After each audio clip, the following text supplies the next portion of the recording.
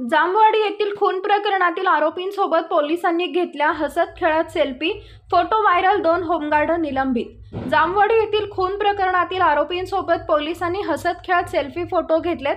Police कर्मचाऱ्यांनी घेतलेले हे सेल्फी, फोटो व्हॉट्सअप ग्रुपवर व्हायरल झालेत। विशेष म्हणजे पोलीस कस्टडीत असलेल्या या आरोपींसोबत पोलीस कर्मचाऱ्यांसोबत आरोपी त्यांचे क्लोज्ड फ्रेंड आहेत अशा आविर्भावात सेल्फी सेशन केल्यानं एकच खळबळ उडाली आहे। या फोटोत 4 आरोपी दिसत असून एक आरोपी विनर पोज देखील देताना दिसत आहे। त्यामुळे पोलिसांच्या काम करण्याच्या पद्धतीवर प्रश्नचिन्ह निर्माण झाले। व्हायरल झालेल्या या सेल्फी फोटो बाबत पोलीस अधीक्षक या पोलीस कर्मचाऱ्यांवर काही कारवाई करतात की नाही असा सवाल उपस्थित होत असतानाच या 2 होमगार्डना निलंबित करण्यात आल्याची माहिती वरिष्ठ पोलीस अधिकाऱ्यांनी दिली आहे।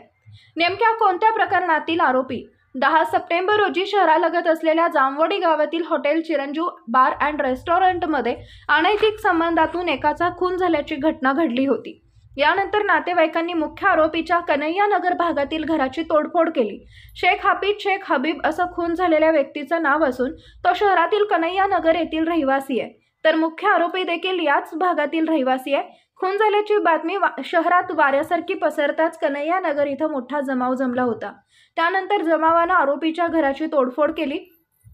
त्यामुळे जमावाला पांगवण्यासाठी परिसरात मोठा पोलिसांचा फौजफाटा तैनात करण्यात आला होता।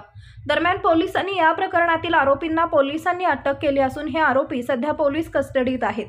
या सेल्फी सेशनवर वरिष्ठ पोलीस अधिकाऱ्यांची प्रतिक्रिया काय? या व्हायरल झालेल्या फोटोबाबत वरिष्ठ पोलीस अधिकाऱ्यांची प्रतिक्रिया जाणून घेतली असता ते म्हणाले की आरोपीसोबत 2 होमगार्ड देण्यात आले होते। ते आरोपीसोबत आहेत की नाही हे दाखवण्यासाठी त्यांनी ग्रुपवर फोटो टाकले होते। हे फोटो टाकण्याची गरज नसताना त्यांनी फोटो टाकले। या प्रकरणी संबंधित पोलिसांचा अहवाल वरिष्ठ पातळीवर पाठवण्यात आलाय। या पोलिसांना वरिष्ठ पातळीवरून निलंबित करण्यात आलंय। गोल्डे आणि खैरे अशा निलंबित करण्यात आलेल्या पोलिसांची नावं आहेत।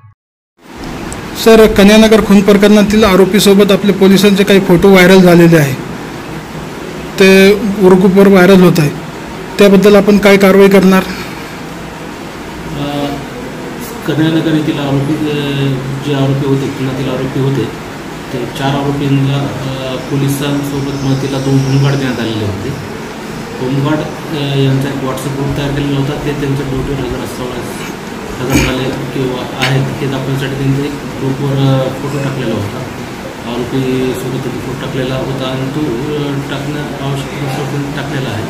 त्या 2 जणांचा रिपोर्ट पाठवण्यात आलेला असून त्यांना वरिष्ठ पातळीवर सस्पेंड करण्यात येत आहे। सर, किती दिवसापासून त्यांना सस्पेंड करण्यात आले?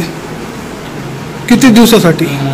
ते किती दिवस आहे ते नाही, पुढील आदेशापर्यंत सस्पेंड आहे। काही नाव वगैरे त्यांचे? सर, एक गोल्डे आणि एक खैरे असे 2 आहेत, होमगार्ड आहेत, दोन्ही होमगार्ड आहेत, पोलीस नसून तो होमगार्ड आहे।